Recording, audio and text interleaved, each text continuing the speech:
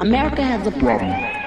The Roe versus Wade's been overturned. They're taking black jobs. The Supreme Court has issued a ruling on the extent of presidential immunity from criminal prosecution.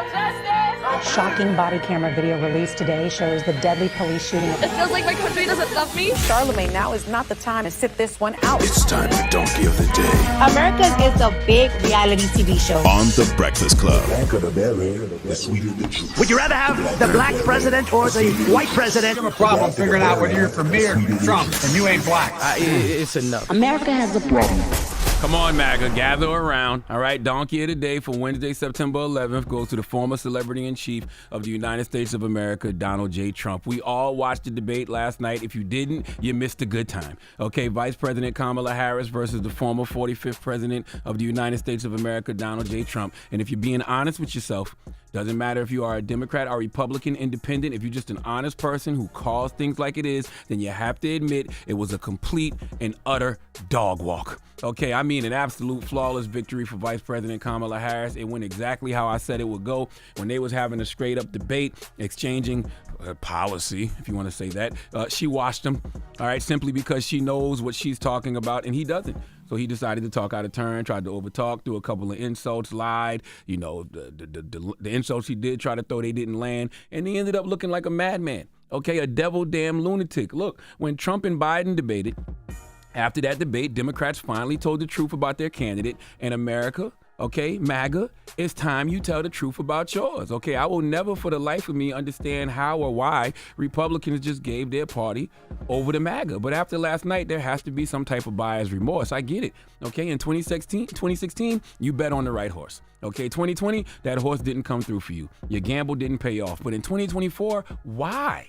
Should have went with Nikki Haley, Chris Christie maybe, but Donald J. Trump, the oldest candidate to ever run for president, he just doesn't have it anymore. Okay, he never really had it, but there was an entertainment factor to what he did. And even though he lies all the time, he always seemed more sincere about his lies than Democrats did about their truth. He killed the language of politics. Okay, because of Donald J. Trump, politicians, if they choose to, can speak freely. The language of politics is dead, and that's because of Donald J. Trump. But now, when he speaks freely, he just sounds incoherent. He does not have a grasp on policy. In fact, he told us last night that he doesn't even have a plan. He just has a concept of a plan. Listen.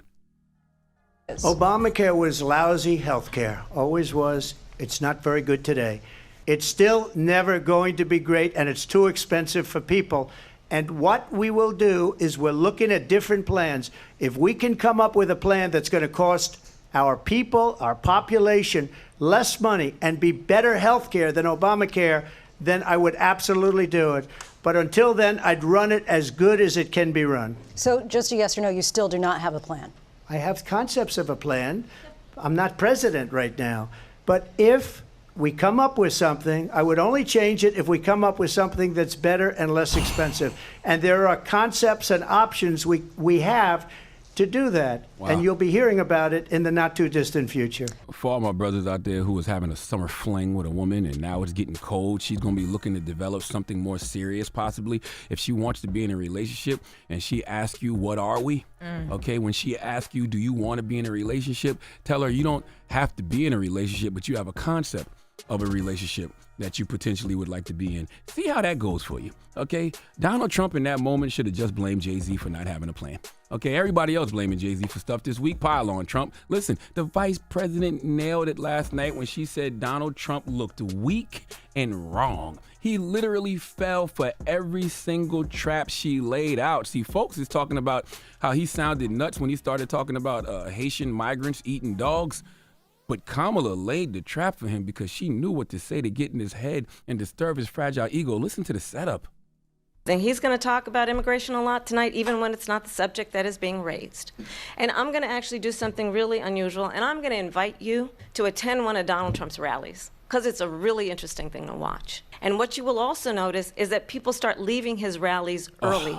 Out of exhaustion and boredom. She can't talk about that. People don't leave my rallies. We have the biggest rallies, the most incredible rallies in the history of politics. What they have done to our country by allowing these millions and millions of people to come into our country, and look at what's happening to the towns all over the United States. In Springfield, they're eating the dogs, the people that came in. They're eating the cats. They're eating the pets of the people that live there. I just want to clarify here. You bring up Springfield, Ohio, and ABC News did reach out to the city manager there. He told us there have been no credible reports of specific claims of pets being harmed, injured, or abused by individuals within the immigrant community. Well, I've seen people on television. Let me just say here, this is the people on television say my dog was taken and used for food. So maybe he said that, and maybe that's a good thing to say for a city manager. Again, the Springfield city manager says there's no evidence of that. Vice President Harris, I'll let you respond to the rest of what you've heard. You talk about extreme. Extreme is an understatement. That's why she laughed at the end, because she knew her plan had worked. She was chuckling because she knew she just scored. She brings up that nobody is coming to your rallies, that people leave early because you be at the rally sounding crazy, and you reply by sounding crazy. Donald Trump don't even know how to be racist right anymore. There was a time he would have blamed the pets being eaten on China, but he don't even have that kind of spark anymore. Okay, the vice president had him on the defensive all last night. The bully got bullied. He was bobbing and weaving, ducking, and when he did swing, he just didn't land much. MAGA, you have to be honest with yourself. Okay, when Nikki Haley said the first party to get rid of their 80-year-old candidate was going to win this thing, she was probably absolutely right. All right, there was no reason for you all to restart the Trump train. Okay, the man has a whole bunch of other things he should be dealing with, like his criminal cases. But no.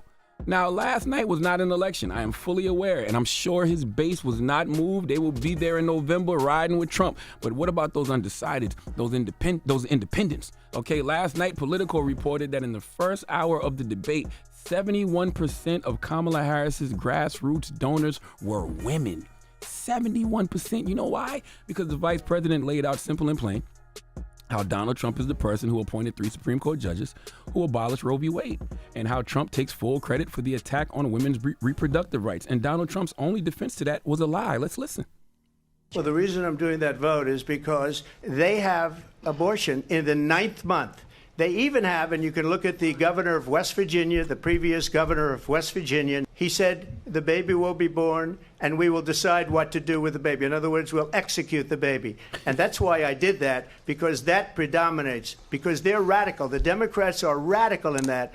And her vice presidential pick, which I think was a horrible pick, by the way, for our country, but her vice presidential pick says abortion in the 9th month is absolutely fine. He also says execution after birth. It's execution, no longer abortion, because the baby is born, is okay.